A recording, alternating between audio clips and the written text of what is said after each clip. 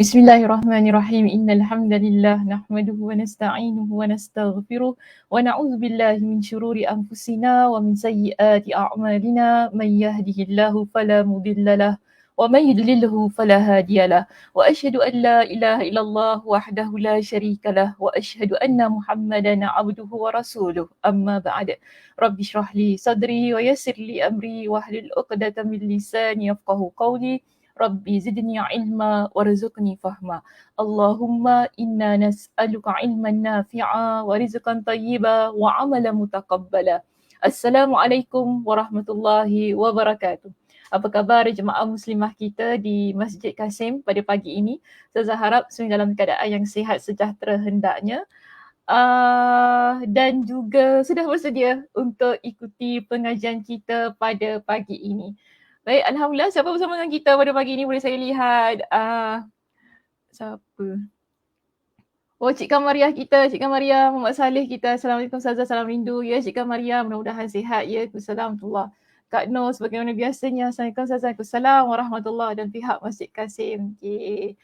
Kak Som kita, semoga dalam rahmat dan kasih sayang Allah. Amin. Tangan dia sampai 3. Amin. Amin. Kak Som, amin. Saya aminkan. Okey, kita juga ada Kak Siti Hajar. Assalamualaikum. Waalaikumsalam warahmatullahi. Juga dengan kita. Assalamualaikum Ustazah, admin serta jemaah. Alhamdulillah. Waalaikumsalam warahmatullahi. Zahira. Okey, Zahira. Assalamualaikum. Sakinah. Okey. Oh, kita member ke? Sakinah. Macam member pula ya, Sakinah ya. Lah Sakinah okeylah, boleh lah. Tak kisahlah apa-apa. Tak kuasa nak layan. Okey, Kak Zah kita. Assalamualaikum warahmatullahi wabarakatuh. Alhamdulillah dapat bersua lagi. Alhamdulillah hari-hari Kak Zah lihat tengok muka saya ni. Tak jemu ke? Tak jemu tengok muka saya ni. Hari-hari daripada hari Isnin. Asyik baik. Hari Ahad tak ada kuliah Ustazah Sakinah ya. Kalau ada pun tetap juga semua ni. Lihat wajah saya setiap hari. Baik, kita juga ada Norisnya. Assalamualaikum Ustazah, jemaah muslimah dan admin. Okey, Waalaikumsalam warahmatullahi semuanya. Alhamdulillah pada pagi ini Allah Subhanahu Wa Taala memberikan kepada kita dengan kesempatan untuk bertemu dan untuk kita menyambung perbincangan kitab kita setelah kita cuti kan pada minggu lepas sempena hari Tasyrik, iaitu sempena Aidil Adha kita juga. Baik, jadi sebagaimana biasanya muslimah yang saya kasihi, kita berada di muka surat yang keberapa dan kita akan sambung tajuk yang mana satu? Silakan letak di ruangan komen untuk kita kongsikan bersama dengan teman-teman kita. Bagi mereka yang ada kitabnya. Maaf typo saya. Tak apa Zahira, okey biasalah. Apa ni? Kita type nak cepat kan kadang-kadang. Ada? Ke tak ada? Tengah buka buku ke? Cik Kamaria. Kita di mana Cik Kamaria? Last week Cik Kamaria datang ke tak? Macam tak nampak je. Marah Cik Kamaria kalau dia datang. Last week memang tak ada kan? Betul tak? Yang sebelumnya tu. Ada jawapan? Tak ada jawapan? Senyapnya semua? Dah buka buku belum? Zahira kata apa tu? Muka surat 267 penaklukan Damaskus. Okey, Damsyik Okey. Kak Som juga muka surat 267 penaklukan Damsyik. Okey, ada yang lain Kak Zah 267. Okey, semua sama lah ya ni sini. Alhamdulillah sama, tidak ada perbezaan pendapat ya. Alhamdulillah semuanya sepakat di situ. Baik, kita lihat slide kita pada pagi ini. Mana slide saya?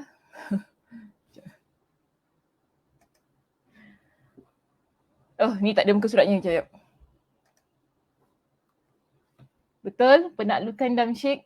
Okay, kita berada di halaman 267. Di Damaskus ni, kalau kita dalam bahasa Melayu, kita panggil tempat ini sebagai dengan nama Damsyik lah ya. Damaskus ni dalam bahasa Indonesia. Jadi kalau kita nak terjemahkan ia ke dalam bahasa Melayu, kita panggil tempat ini dengan nama Damsyik. Jadi berlakulah ya penaklukan Damsyik pada zaman ataupun pada masa pemerintahan Umar bin Al-Khattab pada masa itu, dan orang yang dipertanggungjawabkan untuk menjalankan misi ini ialah Abu Ubaidah radhiyallahu an. Jadi kita akan baca, sebenarnya kisahnya panjang ya di situ Muslimah. Kalau kita lihat di muka surat kita, ada hampir lebih kurang di situ kalau kita lihat dia 1, 2, 3, 4, 5. 5 muka surat menceritakan tentang penaklukan Damsyik. Tapi insyaAllah saya usaha untuk selesaikan perbincangan tersebut pada pagi ini. Mudah-mudahannya ada kesempatannya. InsyaAllah dia sempatlah, saya akan sempatkan juga untuk kita selesaikan perbincangan berkenaan dengan penaklukan Damsyik ini supaya kita jelas tentang bagaimana berlaku peristiwa pada masa itu. Baik, seterusnya kita lihat di halaman ataupun di muka surat 267 kita.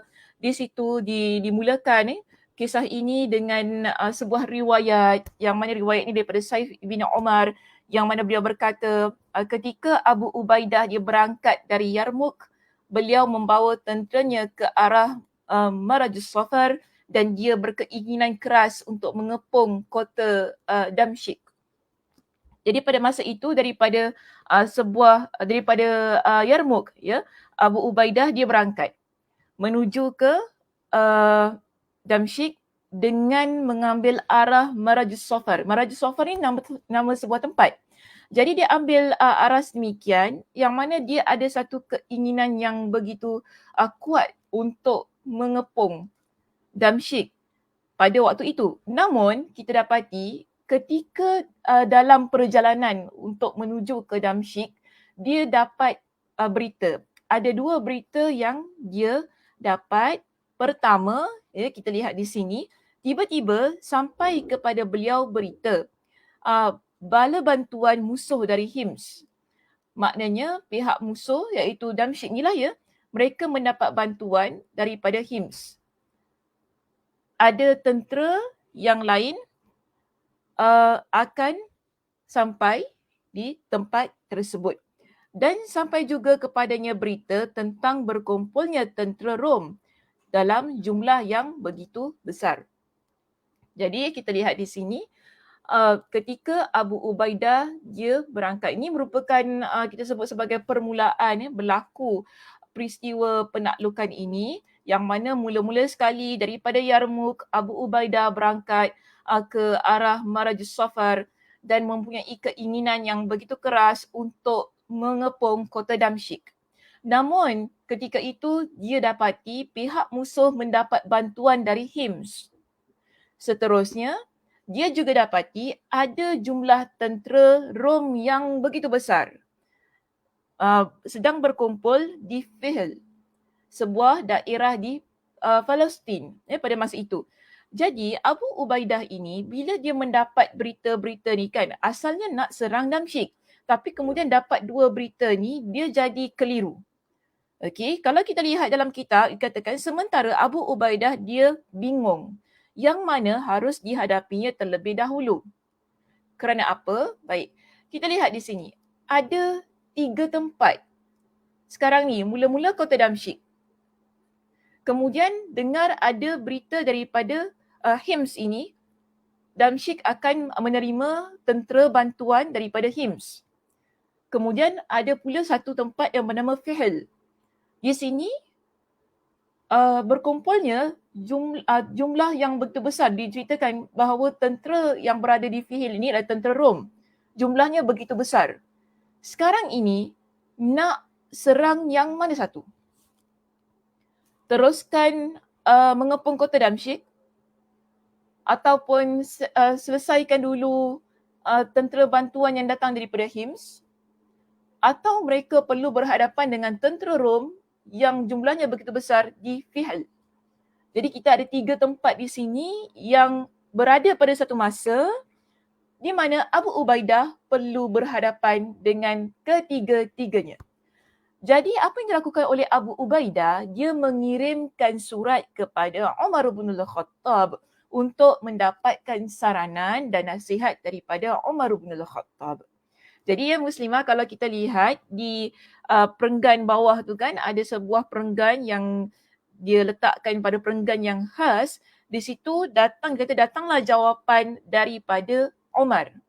Umar memberikan jawapan kepada Abu Ubaidah apa yang seharusnya beliau lakukan ketika berhadapan dengan pihak musuh daripada 3 arah ini.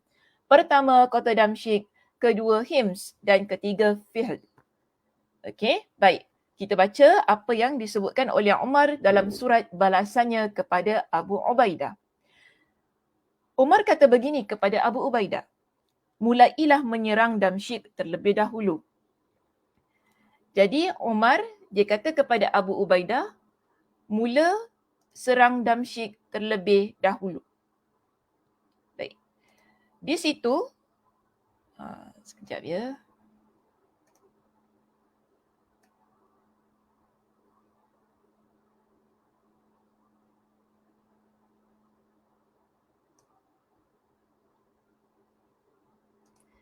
Jadi apa kata Umar kepada Abu Ubaidah? Serang Damsyik terlebih dahulu. Okey, serang Damsyik terlebih dahulu kerana apa? Damsyik adalah pusat pemerintahan pada masa itu. Ia merupakan benteng negeri Syam dan ibu kota pemerintahan mereka. Jadi kalau ibu kota ini, pusat pemerintahan ini, dia lemah, tak kira sama ada tentera bantuan ke, ada tentera yang berjumlah besar, ia boleh menjejaskan bantuan-bantuan yang datang daripada luar. Sebab itu Umar bin Khattab menyarankan kepada Abu Ubaidah supaya menyerang Damsyik terlebih dahulu. Namun dalam masa yang sama, maknanya di sini Umar dia beritahu kepada Abu Ubaidah, dalam masa yang sama ganggu konsentrasi tentera Rom yang berada di mana tadi? Di Fihl. Maknanya dalam keadaan kita nak serang Damsyik tadi, jangan biarkan keadaan tentera Rom yang jumlahnya begitu besar di Fihl tu begitu saja. Dalam masa yang sama, hantar tentera untuk berada di tempat tersebut. Supaya mereka tak mara ke Damsyik. Dan ada tentera yang menghalang. Itu tentera di kalangan pihak muslimin lah yang menghalang kedatangan tentera Rom yang berada di Fihl itu. Jadi di sini Umar kata kepada Abu Ubaidah, ganggu konsentrasi tentera Rom, di situ letak tentera berkuda, okey, dan Umar dia berikan 2 keadaan. Setelah mereka ni menghantar tentera berkuda di Fihl itu tadi, Umar berikan dengan 2 keadaan begini. Okey, apa kata Umar? Kalau kita lihat di sini, jika pasukan berkuda berhasil menaklukkan mereka sebelum Damsyik. Maknanya tadi tadi Umar perintahkan kepada Abu Ubaidah untuk hantar dua pasukan tentera kan, satu ke Damsyik, satu ke Fihl dalam masa yang sama. Jadi jika Umar kata, kalau dalam masa yang sama itu dua-dua ni pergi ke dua tempat tersebut, Fihl ditakluki terlebih dahulu. Tempat Fihl ini atau musuh tentera Rom tadi dapat dihapuskan, dapat diserang terlebih dahulu dan kita menang di tempat tersebut. Umar kata jika pasukan berkuda berhasil menaklukkan mereka sebelum Damsyik ditaklukkan, maka itulah yang kita harapkan. Kerana bila masalah di Fihl itu tentera muslimin dah dapat selesaikan, kira dah settle dah situasi di sana, tak perlu lagi untuk kita fikir lagi apa yang berlaku di Fihl. Namun, Umar kata begini, jika Damsyik yang terlebih dahulu berhasil ditaklukkan. Tapi kalau tadi Damsyik yang menjadi pusat pemerintahan, ia merupakan sebuah tempat yang pertama sebelum Fihl berjaya ditakluki, dikatakan berjalanlah beserta pasukanmu menuju Fihl. Jadi kalau Damsyik ini pertama sekali dapat ditaklukkan sebelum Fihl itu, mereka yang dah berjaya menaklukkan Damsyik hendaklah terus keluar pergi ke Fihl untuk selesaikan masalah tentera Rom yang berada di Fihl itu tadi. Baik, seterusnya dia kata begini, setelah menunjuk penggantimu untuk wilayah Damsyik. Maknanya sebelum keluar daripada kota Damsyik itu tadi, Abu Ubaidah perlu melantik orang yang menggantikan dia bagi mengawal situasi ataupun melihat keadaan yang berada di Damsyik tersebut. Kemudian jika Fihl berhasil kalian taklukkan, maka berjalanlah kamu dan Khalid ke Hims dan serahkan Amr bin al-As bersama Syurahbil untuk menguruskan Jordan dan Palestin. Jadi tadi kita ada 3 tempat ya, jangan lupa. Satu Damsyik, kemudian Hims, kemudian Fihl. Dan Abu Ubaidah dia keliru mana satu yang perlu diserang ataupun perlu ditaklukkan terlebih dahulu ataupun perlu diselesaikan terlebih dahulu. Jadi Umar kata pergi ke Damsyik terlebih dahulu kerana itu adalah pusat pemerintahan. Dalam masa yang sama ganggu konsentrasi tentera Rom yang berada di Fihl, dan kalau pada masa itu Fihl dapat ditaklukkan terlebih dahulu sebelum Damsyik kira settle masalahnya. Namun kalau Damsyik terlebih dahulu dapat ditakluki, daripada situ setelah masalah di Damsyik selesai, barulah bawa tentera masuk ke Fihl untuk selesaikan apa yang ada di Fihl. Dan setelah Fihl ini dapat ditakluki, barulah pergi ke Hims. Di sini Umar kata setelah itu pergi ke Hims bersama dengan Khalid. Ini perintah Umar. Bersama dengan Khalid dan kemudian serahkan Amr bin al-As bersama Syurahbil untuk menguruskan keadaan di Jordan dan juga Palestin. So di situ diterangkanlah Umar radhiyallahu an terangkan ya keadaan-keadaan ini supaya Abu Ubaidah dapat menjalankan misi penaklukan dengan baik. Seterusnya kita lihat di sini ya, Abu Ubaidah setelah beliau mendapat arahan daripada Umar bin Al-Khattab itu tadi, dia pun laksanakan arahan tersebut dengan mengeluarkan beberapa tindakan di sini, dan saya letakkan tindakan pertama yang dilakukan oleh Abu Ubaidah ialah kalau kita lihat di situ setelah dia terima tadi kan arahan daripada Umar bin Al-Khattab yang mana Umar kata serang Damsyik terlebih dahulu, kemudian barulah dalam masa yang sama pergi ke Fihl. Di sini saya salah type Muslimah, bukan Fihr, F-I-H-L Tadi pun saya dah letakkan dengan ejaan yang betul. Maaf tersilap. Letak L jadi R. Kenapa L dengan R ni dekat-dekat ke? Tak ada pun. Tak dekat pun. Jauh sangat itu keyboard L dengan R. Okey, baik. So di sini apa yang dibuat oleh Abu Ubaidah? Abu Ubaidah bila dia mendapat arahan daripada Umar bin Al-Khattab itu tadi, dia pun menghantar 10 ketua pasukan. Setiap ketua pasukan itu ada 5 orang pemimpin pasukan.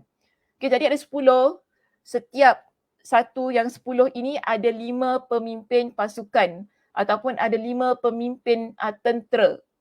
Senang kata ada 5 kumpulan ataupun pasukan tentera yang diketuai oleh satu orang pemimpin. Kemudian pemimpin tertinggi yang dilantik pada masa itu ialah Umar bin Makhish yang merupakan sahabat Nabi SAW.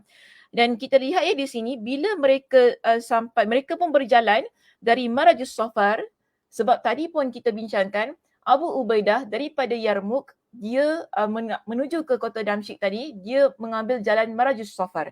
Jadi sebab tu mereka berada di tempat tersebut. Dalam keadaan yang sedang berada di situ, mereka memilih untuk meneruskan perjalanan ke Fihl itu tadi kan, dengan 10 ketua pasukan yang telah dilantik untuk ditempatkan di sana. Baik, sampainya di sana, mereka dapati pasukan tentera Rom memiliki jumlah tentera seramai 80,000 orang. Okay, ramailah di situ 80,000 orang. Jadi mereka disebutkan bahawa ada di kalangan mereka yang mengalihkan saluran air ke sekitar mereka hingga tanah tempat mereka menjadi lecak. Kerana itu tempat tersebut dinamakan dengan Ar-Radagha.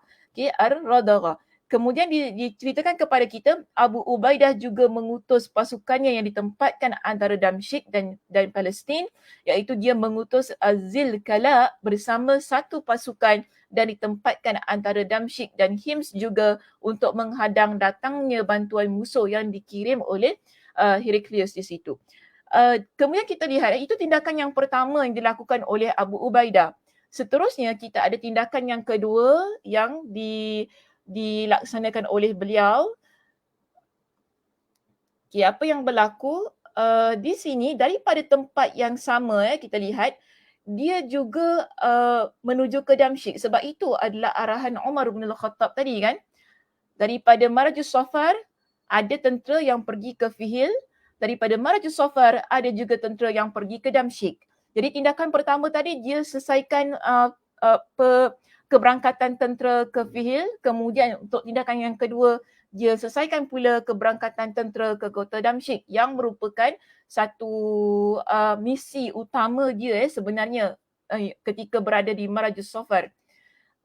Di sini, Muslimah, kita lihat tentera muslimin ketika mereka berada di Damsyik ini agak ramai juga. Okey, agak ramai. Dan kita dapati disusun strategi peperangan itu setiap sayap ketenteraan ada ketua-ketua yang diletakkan. So kalau kita baca dalam kitab kita di sini disebutkan begini. Khalid ibn Al-Walid ya. Okay? Khalid ibn Al-Walid ditempatkan di pasukan inti, maksudnya di bahagian tengah.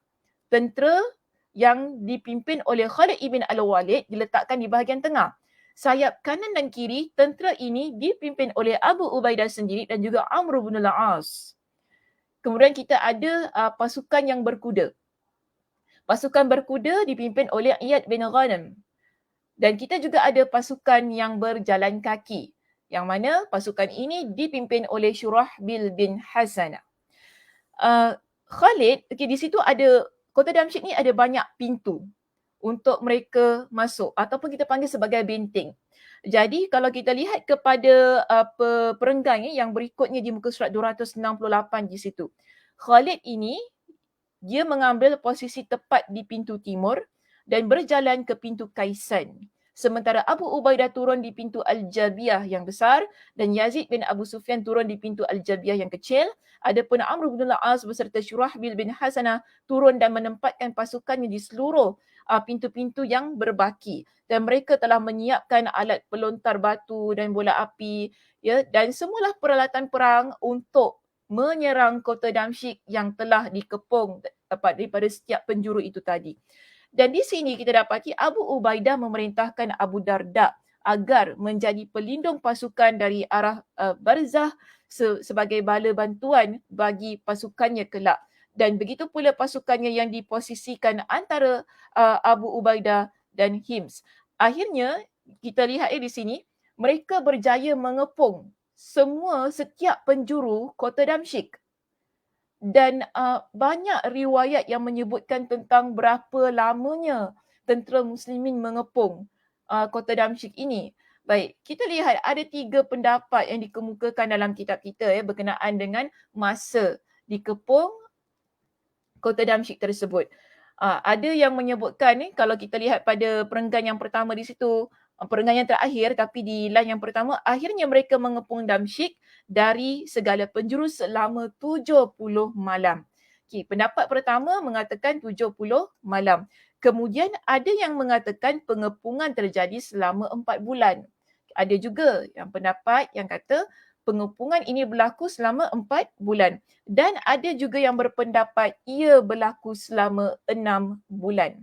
Okay, sementara itu penduduk Damsyik mereka berusaha keras di sini, bermati-matian mempertahankan benteng mereka. Walaupun sekarang mereka ni sudah dikepung oleh tentera muslimin, tetapi mereka masih lagi nak mempertahankan kota Damsyik dan mereka tidak mahu membiarkan tempat mereka ditakluki oleh tentera muslimin pada masa itu. Dan bayangkan dalam masa 70 malam, bahkan ada pendapat kata 4 bulan, 6 bulan. Ini adalah jangka masa yang begitu lama lah untuk bertahan sebenarnya.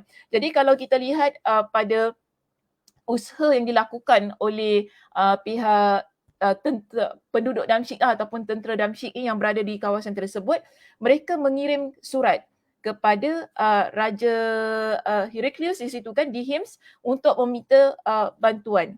Tetapi masalahnya mustahil untuk bantuan sampai kepada penduduk Damsyik kerana setiap penjuru kota ini sudah dikepung dengan ketatnya oleh tentera muslimin. Dan kalau kita lihat penerangan yang diberikan oleh Imam Ibn Kathir rahimahullah dalam kitabnya ini, dia kata apa? Mustahil bala bantuan datang dari arah Zilkala yang telah ditutup oleh pasukan Abu Ubaidah yang ditempatkan antara Damsyik dan Hims. Berjarak kurang lebih 1 malam. Okay? Tatkala penduduk Damsyik yakin tentera bantuan mustahil datang tu, mereka menjadi putus asa dan lemah. Di dalam keadaan yang mereka dah tak boleh dapat bantuan tadi kerana memang dah dikepung dengan ketatnya oleh tentera muslimin daripada pelbagai arah, lebih-lebih lagi bantuan yang mereka harapkan datang daripada HIMS itu kan. Sedangkan kita dah tahu tadi HIMS pun dia tempat yang mana Abu Ubaidah telah letakkan tentera muslimin di sana. Jadi susah tentera bantuan nak datang masuk ke Damsyik. Dan dalam keadaan yang begini, musim dingin pun datang, musim sejuk. Ia menyukarkan lagi keadaan. Keadaan tu kan sebab bila kita kata berlakunya musim dingin ni memerlukan banyak bekalan, makanan, memerlukan banyaklah barang-barang keperluan untuk survive pada masa tersebut. Jadi dalam kondisi seperti itu, okay, dalam kitab kita ini jelaskan Allah yang maha besar dan maha tinggi, pemilik kemuliaan, mentakdirkan anak salah seorang komandan Rom pada masa itu dilahirkan pada malam itu. Dan hal ini, okay, dan tentera komandan yang ini kan, dia bila anak dia lahir, dia rasa happy. Bila dalam keadaan yang gembira, bahagia itu, dia pun buat jamuan. Dalam keadaan tersebut, dia pun menjamu orang ramai, mereka pun berpesta pada tempat itu, hinggalah mereka lalai menjaga pintu-pintu gerbang pertahanan mereka. Jadi bila semua dah masing-masing berpesta, minum arak semua kan, dalam keadaan yang sedemikian mereka lalai tentang benteng yang sedang dikepung tadi. Asalnya mereka ni pun menjagalah benteng mereka supaya tentera muslimin yang ada di luar tak dapat masuk kota mereka. Namun bila mereka ni dah berpesta, dah mabuk semua kan, mereka lupa tentang keadaan mereka pada waktu itu. Jadi di sinilah yang mana Khalid ibn al-Walid dia mengambil peluang untuk menembus benteng yang menjadi tempat posisinya pada masa itu. Dan kalau kita lihat di situ di muka surat 269 di sini Muslimah, diceritakanlah dengan panjang lebar bagaimana keadaan Khalid ibn al-Walid dia masuk ke dalam kota Damsyik tersebut, lalu berperang. Saya tak nak baca semuanya sebab panjang sangat. Yang penting ialah Khalid ibn al-Walid dia berjaya menembusi benteng yang menjadi tempat yang dia jaga itu tadi apabila dia mendapat tahu tentang perkara yang berlaku itu tadi. Yang mana mereka sibuk berpesta, kan, kemudian mereka mabuk, mereka lalai menjaga benteng pertahanan mereka. Khalid mengambil kesempatan itu untuk masuk ke kota Damsyik. Dalam keadaan yang sedemikian, saya nak simpulkannya di sini, kota Damsyik pada masa itu berjaya ditakluki oleh Khalid setelah dia bersama dengan pasukan tenteranya menembus masuk ke dalam benteng yang menjadi tempat kedudukan mereka pada masa itu. Dan dia ada dua situasi dalam keadaan ini. Saya tak pasti ada ke tak ni. Dia ada dua situasi dalam keadaan ini. Jadi Khalid dia berjaya menembus benteng itu tadi kan, dan bila dah masuk ke dalam kota Damsyik ini menerusi benteng yang menjadi tempat position dia tadi kan, dia dengan tentera-tentera dia masuk ke dalam kota Damsyik dan berperang di tempat itu. Sekarang tadi kita bincangkan ada banyak benteng bukan? Ada benteng dijaga oleh Abu Ubaidah, ada yang dijaga oleh Amr bin al-As, Syurahbil bin Hasanah. Ada banyak benteng yang mereka kepung. Dan ada benteng yang tidak tahu sebenarnya Khalid ni dah berjaya masuk ke dalam kota Damsyik. Dan penduduk Damsyik ini, ada di kalangan mereka pergi ke benteng yang tidak tahu bahawasanya Khalid ada benteng yang telah berjaya dimasuki itu tadi. Dan mereka merayu supaya mengadakan perjanjian damai. Dan tentera muslimin yang berada di benteng lain ini, mereka ni menerima perdamaian yang diajak oleh penduduk Damsyik yang pada masa itu actually mereka tahu sebenarnya tentera Khalid dah berjaya masuk. Kerana mereka takut, mereka pun pergi ke benteng lain, mereka minta perdamaian. Jadi benteng itu dibuka. Bila benteng tersebut dibuka, kita dapati di kalangan para sahabat ini terperanjat. Rupanya dalam ni sudah ada peperangan yang mana Khalid berjaya menembusi benteng dia. So mereka di kalangan sahabat ini sekarang dah menerima perjanjian tersebut. Kan? Jadi mereka kata kepada Khalid, kalau kita lihat di muka surat 270 ya, Muslimah di situ, di perenggan yang terakhir sekali di bawah itu, mereka kata kepada Khalid, sesungguhnya mereka telah kami jamin keamanan jiwanya. Jadi di kalangan para sahabat ini, sebab ialah mereka dah ambil perjanjian, bila mereka masuk, nampak ada peperangan, macam mana ni? Kita sekarang dah janji nak ada perdamaian, takkan kita nak perang pula orang yang ini. Tiba-tiba masuk dah ada berlaku peperangan oleh Khalid tadi. Jadi mereka kata kepada Khalid, sesungguhnya mereka telah kami jamin keamanan jiwanya. Namun Khalid berkata, tidak, aku telah berhasil membuka benteng dan menaklukkannya dengan perang. Jadi Khalid kata, tak, aku dah berjaya masuk, sekarang kita dah perang ni. Khalid kata begitu kepada tentera muslimin. Namun kita dapati setelah itu para pemimpin berkumpul di tengah-tengah negeri itu tepat di sisi gereja Al-Miqsalah dekat jalan Ar-Rayhan sekarang ini. Inilah jalan cerita yang disebutkan saya. So kita ada dua situasi ketika penaklukan Damsyik ini berlaku. Satu ialah situasi yang mana Khalid masuk ke dalam Damsyik dengan cara peperangan. Satu lagi situasi di mana di kalangan para sahabat masuk ke kota Damsyik dalam keadaan yang adanya perjanjian damai. Baik. Jadi kita lihat di sini bila keadaan itu berlaku dia agak sukarlah ya untuk ditentukan bagaimana penaklukan Damsyik ini. Adakah ia melalui jalan damai ataupun ia melalui jalan peperangan? Baik, nanti kita akan discuss tentang hal itu ya. Cuma kalau ketika dibincangkan berkenaan dengan tarikh penaklukan ini, sila ya Muslimah rujuk pada muka surat 272 di situ, diterangkan kepada kita ada beberapa pendapat tentang tarikh ataupun tahun berlaku penaklukan kota Damsyik.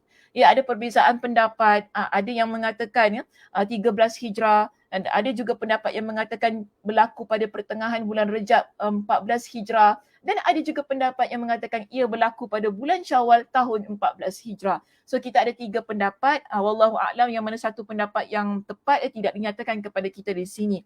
Namun persoalannya sekarang, kalau kita rujuk kepada subtopik yang berikutnya di situ, adakah penaklukan kota Damsyik ia berlaku secara damai atau secara peperangan? Jadi ada dua pendapat di sini. Sebahagian ulama mengatakan bahawa kota Damsyik itu tadi kan ia ditakluki secara damai. Kerana apa? Mereka melihat bahawa mereka ni ragu sama ada mana satu yang terjadi terlebih dahulu. Sebab tadi kita ada dua situations. Mana satu situasi yang berlaku terlebih dahulu. Apakah sebelumnya ditaklukkan dengan perang, setelah itu pihak Rom baru memohon perdamaian, atau ditaklukkan dengan perdamaian, atau sebahagiannya ditaklukkan dengan peperangan. Jadi yang para ulama yang berpegang dengan pendapat pertama ini, mereka memilih pendekatan yang lebih berhati-hati. Yang mana mereka kata, okey, kita ambil pendekatan yang lebih berhati-hati, kita kata Damsyik ditakluki dengan cara damai. Kerana mereka agak confused, mana satu berlaku terlebih dahulu. Perjanjian damai itu berlaku dulu, baru Khalid masuk, ataupun Khalid masuk dulu, baru perjanjian itu berlaku. Namun, ada juga sebahagian pendapat di kalangan para ulama, sejarawan Muslim ini berpendapat bahawa sebahagian kota Damsyik ditakluki secara damai, yang mana pada waktu itu Khalid dia masuk. Kan? Yang mana pada waktu Khalid berperang, yang mana di kalangan para sahabat menerima perjanjian daripada penduduk kota Damsyik itu tadi, dan juga sebahagian daripada tempat kota Damsyik itu ia berlaku secara peperangan. Itu ketika Khalid berjaya masuk menembusi benteng kota Damsyik pada masa itu. Jadi ada jugalah kata sedemikian. Sebab itu kalau kita lihat ya, saya nak baliklah sedikit pada muka surat 271, kota Damsyik dibahagikan. Masih lagi ada wilayah ketika tentera muslimin berjaya menakluki kota Damsyik itu, masih lagi ada wilayah yang diberikan kepada tentera ataupun kepada penduduk Damsyik. Maknanya tentera muslimin tak ambil wilayah tersebut kerana mereka melihat ini adalah wilayah yang berjaya ditakluki secara damai. Jadi sebahagiannya pula tentera muslimin diambil sebagai wilayah mereka. So berlakulah pembahagian yang sedemikian, maka sebab itu ada di kalangan para ulama, mereka berpendapat sebahagian tempat diambil secara damai dan sebahagian tempat ditakluki secara peperangan.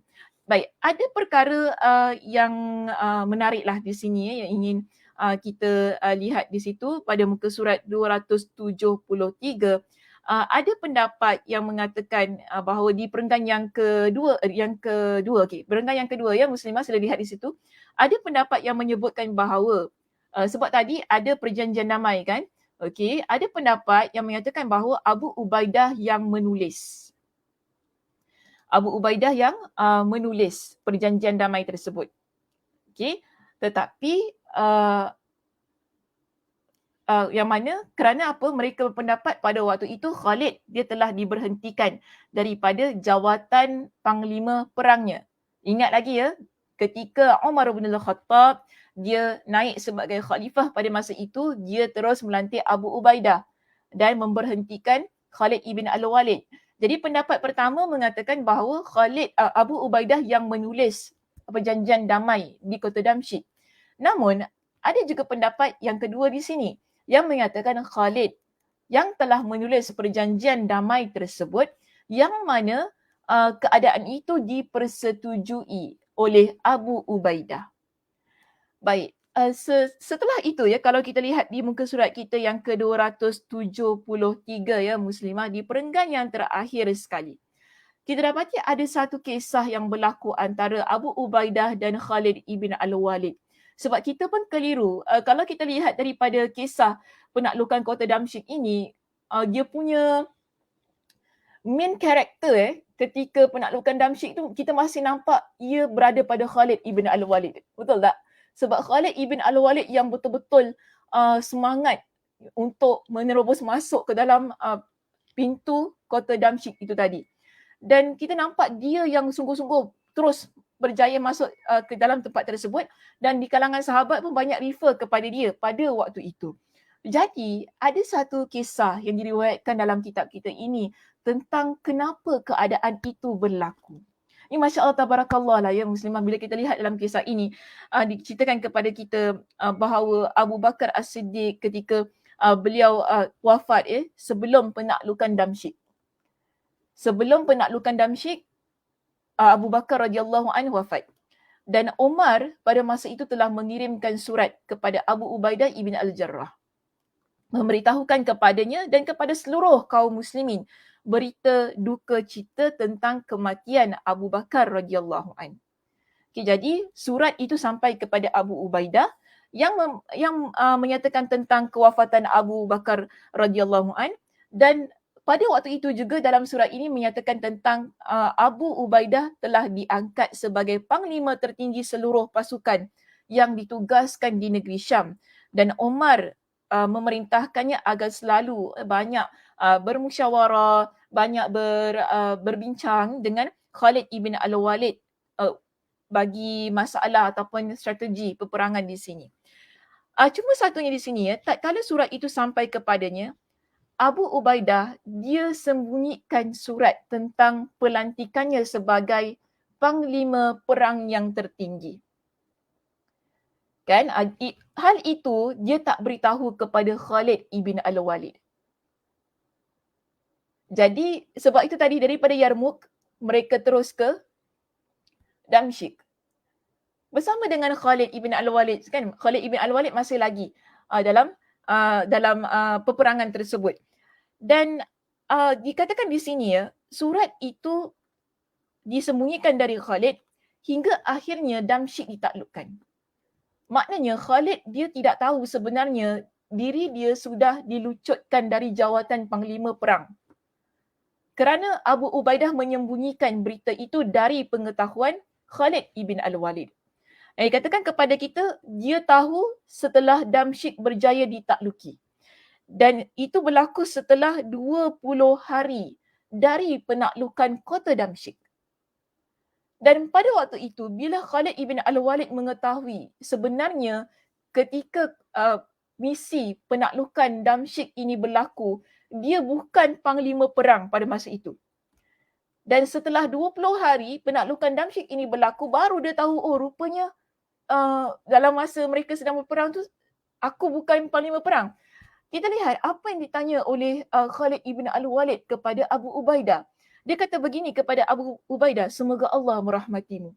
Ini doa Khalid ibn Al-Walid kepada Abu Ubaidah. Kenapa engkau tidak memberitahukan kepada aku sejak engkau terima surat itu? Khalid tanya kepada Abu Ubaidah, semoga Allah merahmati engkau. Kenapa engkau tak beritahu kepada aku? Sejak pertama kali engkau terima surat daripada Umar bin Al-Khattab yang menyatakan tentang aku telah diberhentikan daripada jawatan panglima perang dan engkau adalah panglima perang tu. Kenapa sembunyi sampai dah 20 hari ya, dan sampai dah 20 hari berlakunya penaklukan Damsyik, kemudian barulah diberitahukan kepada dia. Jadi apa kata Abu Ubaidah di sini? Masya Allah, tabarakallah, jawapannya Masya Allah. Bila saya baca ni saya rasa inilah ya orang yang beriman kepada Allah ni. Ada adabnya, jiwanya luhur, jiwanya besar sekali. Ya, Abu Ubaidah kata begini kepada Umar bin Al-Khattab. Maaf kepada Khalid ibn Al-Walid. Aku tidak suka melemahkan semangat berperangmu. Sebab mereka ni pada waktu itu ketika surat tersebut datang, jangan lupa muslimah, mereka dalam keadaan sedang nak berhadapan ataupun sedang nak berhadapan dengan tentera untuk menaklukkan dalam peperangan Yarmouk pada masa itu. Yang peperangan yang begitu besar sekali berlaku pada situasi tersebutlah. Jadi bayangkan dalam keadaan sedang berhadapan dengan musuh ni, tiba-tiba kita nak cakap dengan Khalid, Khalid, awak dah bukan lagi tentera perang, macam tu kan. Dia akan Abu Ubaidah bimbang, ia akan melemahkan semangat perang. Khalid ibn Al-Walid yang pada masa itu dia dah mengatur strategi peperangan, dia dah bersemangat, tak sabar nak berperang ni di jalan Allah ni, tiba-tiba dapat tahu maknanya ia akan merosakkan banyak strategi peperangan, mungkin jiwa perasaan di kalangan tentera muslimin, bukan hanya di kalangan panglima perang itu iaitu Khalid ibn Al-Walid, tapi di kalangan tentera muslimin itu sendiri mungkin boleh jadi semikian. Jadi Abu Ubaidah kata apa? Aku tidak suka melemahkan semangat berperangmu. Dan dia kata bukan kuasa dunia yang aku inginkan. Dia tak nak. Sebab jawatan panglima perang ni kita boleh panggil dia sebagai satu bentuk kekuasaan, keduniaan yang dimiliki oleh seseorang. Jadi Abu Ubaidah kata, aku bukan nak semua jawatan-jawatan ini. Bukan tentang kuasa dunia yang aku inginkan. Dan aku tidak bekerja untuk dunia. Dia kata, aku bukan pergi berperang. Aku mengusahakan sesuatu. Ketika aku bekerja di bawah Umar bin Al-Khattab ini, aku tidak bekerja kerana keduniaan aku. Maknanya dia buat semuanya kerana akhiratnya. Jadi dia kata kepada Khalid ibn Al-Walid lagi, apa yang kamu lihat iaitu tentang kenikmatan, tentang jawatan panglima perang, apa-apa kesenangan, pujian yang ada di hadapan mata ini, semuanya akan berakhir dan hilang. Ia akan sirna. Dan dia kata kepada Khalid ibn Al-Walid, sesungguhnya kita adalah bersaudara. Aku Abu Ubaidah, engkau Khalid ibn Al-Walid, kita berdua adalah bersaudara. Dan dia kata tidak ada salahnya, tak ada mudaratnya. Seorang Muslim menggantikan saudaranya dalam urusan agama dan dunianya. Maknanya bagi Abu Ubaidah tak salah. Walaupun pada masa itu sebenarnya dia adalah panglima perang yang telah dilantik oleh Umar bin Al-Khattab. Tetapi dia membiarkan Khalid ibn Al-Walid meneruskan jawatan panglima perang pada masa itu untuk dia terus berperang dengan semangatnya dalam peperangan Yarmouk, kemudian bawa terus kepada penaklukan Damsyik. Bagi dia itu adalah perkara yang seharusnya sewajarnya berlaku dan tak ada masalahnya kerana itu adalah hal yang berkaitan dengan agama, hal yang berkaitan dengan dunia juga sebab kita nak menakluki wilayah tu tadi kan. Tak ada salahnya. Saudara, sesama saudara saling bantu antara satu dan yang lain. Ya, Masya Allah, tabarakallah lah. Ya, kita lihat ni bagaimana jiwa yang besar yang ada pada Abu Ubaidah. Pada masa tersebut, menjaga hati sahabatnya, menjaga hati seseorang yang telah dianggap sebagai saudara. Hatta dalam jawatan yang tertinggi pun, perkara ini ada dalam diri. Dan itu memang selayaknya ada di kalangan para sahabat radhiyallahu anhum yang boleh menjadi kita panggil sebagai uh, sebagai pengajaran ni, sebagai sesuatu yang kita apply dalam kehidupan kita. Sebab tu begini Muslimah, kita dah selesai ya pembincangan tentang penaklukan Kota Damsyik. Saya nak tutup perbincangan itu pada pagi ini dengan satu pengajaran berkaitan apa yang diucapkan oleh Abu Ubaidah radhiyallahu anhu itu tadi kepada Khalid ibn al-Walid. Sebenarnya Abu Ubaidah radhiyallahu anhu mengajarkan kepada kita tentang bagaimana kita dengan sesama Muslim ini mereka perlu memiliki rasa persaudaraan walaupun tentang hal jawatan, tentang hal-hal kedudukan. Ini berdasarkan kepada hadis Nabi SAW itu sendiri, yang mana saya lihat ia merupakan satu cara Abu Ubaidah radhiyallahu anhu mempraktikkan apa yang diajar oleh Nabi SAW. Dalam situasi ini, ya, Abu Ubaidah radhiyallahu anhu bagi saya melihat dalam keadaan ini, Abu Ubaidah dia mempraktikkan sebuah hadis yang Nabi SAW telah sampaikan kepada kita umat baginda SAW, iaitu kita semua sesama Muslim ini adalah bersaudara. Nabi pesan kepada kita Muslimah, al-muslimu akhul muslim. Seorang Muslim itu adalah saudara bagi seorang Muslim yang lain. La yakhunuhu wa la yakdhibuhu wa la yakhzuluhu. Dia tidak mengkhianatinya, tidak berdusta kepadanya dan tidak membiarkannya.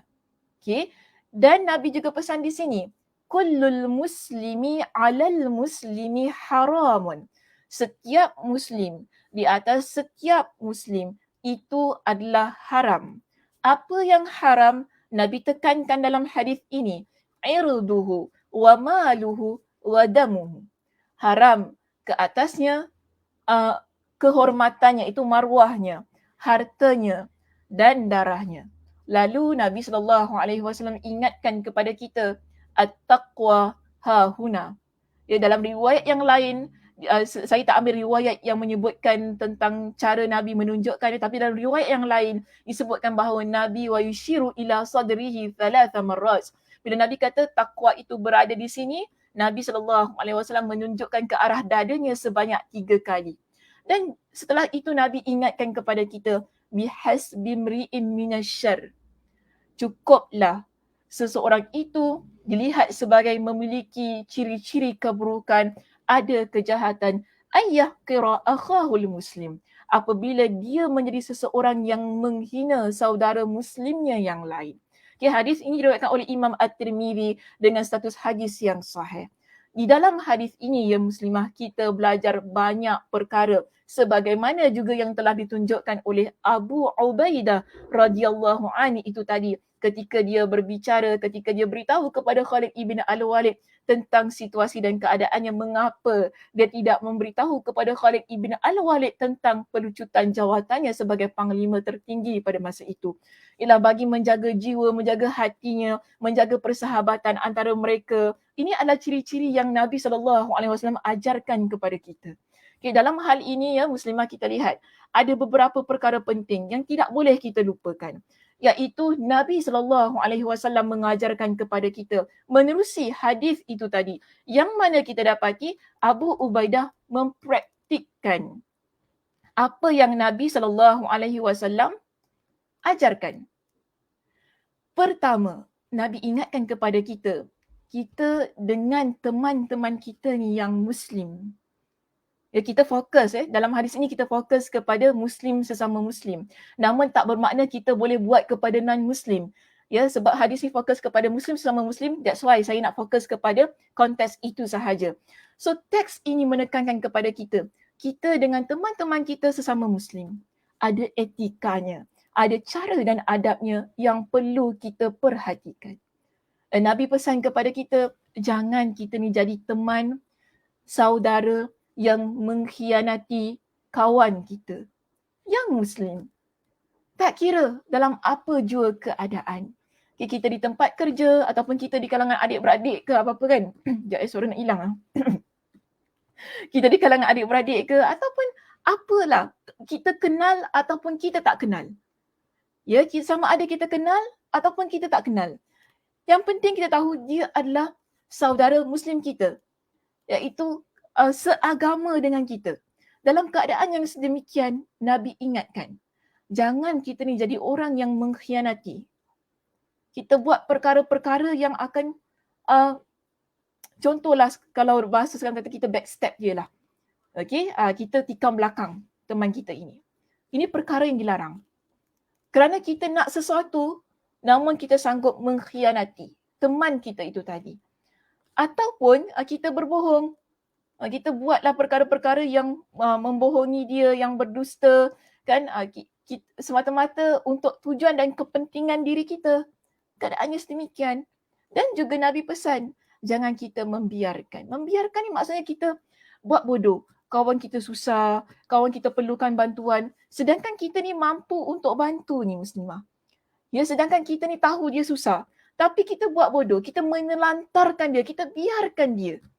Maka ketiga-tiga keadaan ini, Nabi ingatkan kepada kita, janganlah kita sebagai seorang yang namanya Muslim ni, kita buat kepada teman seagama kita, saudara seagama kita ni. Jangan kita buat sedemikian. Dan Nabi juga ingatkan dalam hadis ini. Haram. Maksudnya kita sesama Muslim ini, jangan kita ganggu maruah saudara seagama kita. Jaga kehormatan dia. Jaga air muka dia. Jaga maruah diri dia. Jangan kita suka-suka hati, kita pijak dia, kita hina dia. Maksud pijak ni pijak harga diri dia. Kita hina dia, kan? Dengan kata lain, kalau kita ni ngumpat-ngumpat kawan-kawan kita ni, maknanya kita hina tau.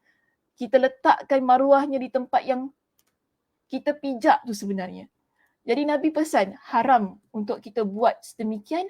Apa pun perbuatan, yang mana perbuatan tersebut meletakkan maruah teman seagama kita, saudara seagama kita di tempat yang paling bawah. Dan kita seharusnya menjaga maruah teman kita, saudara seagama kita ini agar ia tidak dipijak-pijak. Begitu keadaannya. Jadi kalau kita buat, kita berada pada satu tempat yang mana Nabi kata haram perlakuan tersebut. Begitu juga, jangan kita sesuka hati merampas harta sesama Muslim. Kita ambil harta dia, kita ambil apa yang menjadi milik dia, kan kita zalimi dia dalam keadaan pemilikan harta itu tadi. Ini adalah perkara yang tidak dibenarkan dalam agama. Kemudian Nabi juga ingatkan kepada kita, haram darahnya. Maksudnya nyawanya. Kita tak boleh bunuh orang, iaitu saudara sesama Muslim kita ni kan. Ini Nabi pesan ya. Tapi sekali lagi saya ingat, non-Muslim tak semestinya boleh bunuh. Jangan pada pandai pula. Tapi salah faham ya hadis ini. Sekarang ini yang penting kita fahami, kita sesama Muslim perlu kita jaga maruahnya, hartanya, nyawanya.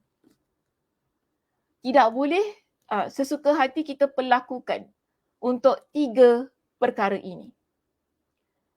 Dan pada satu ucapan baginda yang umum, Nabi ingatkan kepada kita, cukuplah kita ini dikategorikan sebagai orang yang jahat. Muslimah yang jahat. Maaf ya kalau kasar bahasa saya ini. Tapi Nabi kata cukuplah seseorang itu dianggap memiliki perilaku yang buruk, memiliki kejahatan apabila dia menghina saudaranya yang Muslim. Jadi kita, ya ni Muslimah, bila kita ni ada teman, kita ada saudara mara, adik-beradik, kan siapalah, tak kira. Kalau kita majikan, kita ada pekerja dengan majikan, okey, ni semua perlu kita fahami keadaannya. Jangan sesuka hati kita menghina ataupun kita buat perkara-perkara yang Nabi SAW sebutkan itu tadi. Kita khianati, kita berdusta, kita biarkan, kita buatlah perkara-perkara yang menjatuhkan maruahnya, harta dan nyawa. Kerana bila seseorang telah menganggap kawannya ini sebagai saudara, kita takkan buat perkara-perkara yang boleh menyakitkan dia. Kerana sebab itu penting ukhuwah. kan, yang ada dalam agama kita ini. Kita akan menganggap seseorang itu seolah-olah sebagaimana darah daging kita sendiri. Sehingga kita tak akan sanggup untuk buat perkara-perkara yang boleh melukakan jiwanya, menjatuhkan harga dirinya. Tak kira apa jua tindakan kita, perlakuan kita, mungkin ucapan kita, semuanya kita jaga demi menjaga persaudaraan yang sudah termeterai antara kita dan dia. Jadi itulah yang diajarkan oleh Nabi SAW dan begitulah yang dilakukan oleh Abu Ubaidah radhiyallahu an.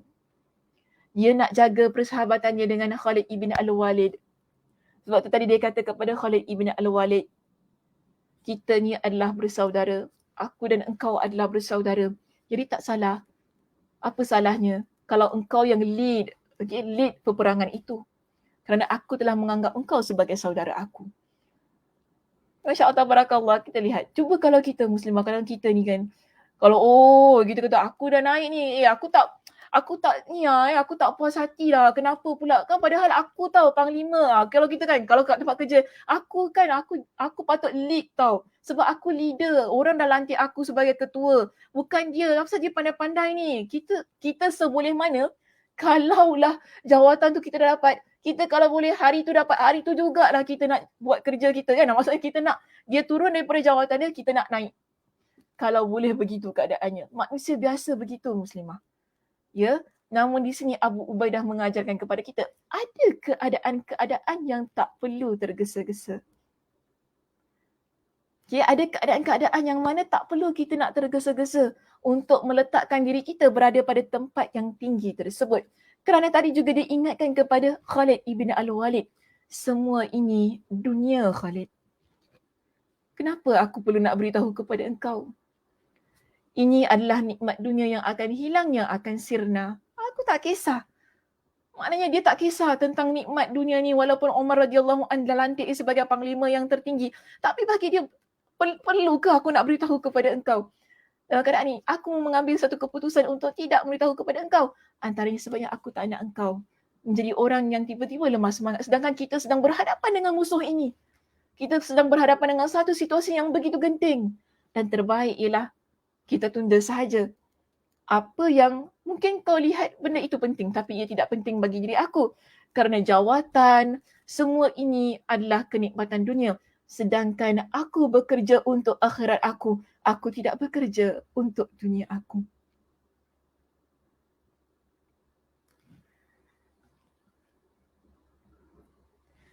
Ini orang yang ikhlas. Orang yang betul-betul dia bekerja kerana Allah. Dia tak akan kisah. Ya, Muslimah dia tak akan kisah. Apa pun tentang dunia ini, dapat ke dia tak dapat ke, itu belakang cerita. Sekarang ni yang menjadi kepentingannya ialah bagaimana kita bersama-sama dapat meluaskan wilayah Islam itu demi dakwah Islamiah. Ini seharusnya yang kita belajar. Kita tak bincang tentang peperangan semata-mata dalam kuliah kita Muslimah. Tapi kita bincangkan tentang adab, tentang akhlak. Dalam apa jua situasi, bagaimana kita dengan orang di sekitar kita. Bagaimana kita ni sebagai seorang wanita perlu sentiasa meletakkan keikhlasan kita berada pada satu keadaan lillahi ta'ala. Kerana Allah subhanahu wa ta'ala. Kita belajar semua ini daripada kisah-kisah para sahabat radhiyallahu anhum ketika mereka menjalani kehidupan mereka dalam keadaan situasi-situasi genting begini. Jawatan bukan apa-apa. Tapi yang paling pentingnya bagaimana terus-terusan meletakkan diri kita menjadi seorang hamba Allah yang ikhlas kerana Allah dalam setiap perbuatannya. Sehingga keikhlasan kerana Allah itu mendidik jiwanya untuk sentiasa menjaga persahabatan, menjaga ukhuwah yang ada di sekitarnya, menjaga hati orang yang dia sayang, iaitu di kalangan sahabatnya. Itulah seharusnya ada dalam diri kita ni Muslimah. sentiasa terus-terusan menjaga nilai-nilai yang diajarkan oleh Nabi SAW dalam diri kita, agar kita ni dapat menjadi seorang muslimah yang tidak mementingkan diri sendiri, tetapi lebih mementingkan apa yang menjadi keredaan Allah Subhanahu wa taala. Okey muslimah, alhamdulillah itu sahaja perbincangan kita pada pagi ini. Alhamdulillah selesai ya kita membincangkan tentang penaklukan Kota Damsyik. Mudah-mudahannya apa yang kita bincangkan ia menjadi nilai tambah dalam kehidupan kita untuk kita terus beramal soleh dalam kehidupan, untuk kita sentiasa menjadi seorang muslimah yang kuat jiwa raganya, kerana kekuatan jiwa dan raga ni bukan hanya dalam peperangan, tetapi bagaimana kita berhadapan dengan mihnah, dengan cabaran ujian dalam kehidupan kita. Dan yang paling penting bila seseorang dia ikhlas dalam apa jua yang dia lakukan, dia akan menjadi seseorang yang terus-terusan berjuang dalam kehidupan dia melalui apa jua cabaran. Tak kira Allah berikan apa jua musibah, apa jua keadaan, insya-Allah jiwanya kental, jiwanya akan sabar berhadapan dengan semua ujian-ujian itu. Okey, saya rasa itu sahaja pertemuan kita untuk pagi ini. Terima kasih di atas perhatiannya bagi mereka yang mengikuti kuliah ini daripada awal hinggalah ke akhirnya, dan saya amat mengharapkannya setiap daripada diri kita dapat mengamalkan, terutamanya diri saya juga, apa yang telah kita bincangkan pada pagi ini, terutamanya tadi berkenaan dengan keadaan dan situasi kita sesama Muslim, dan mudah-mudahan Allah Subhanahu Wa Taala memberikan kekuatan kepada kita untuk terus beramal soleh, untuk terus berada dalam keadaan yang bermotivasi mengamalkan apa yang diajarkan oleh Nabi SAW.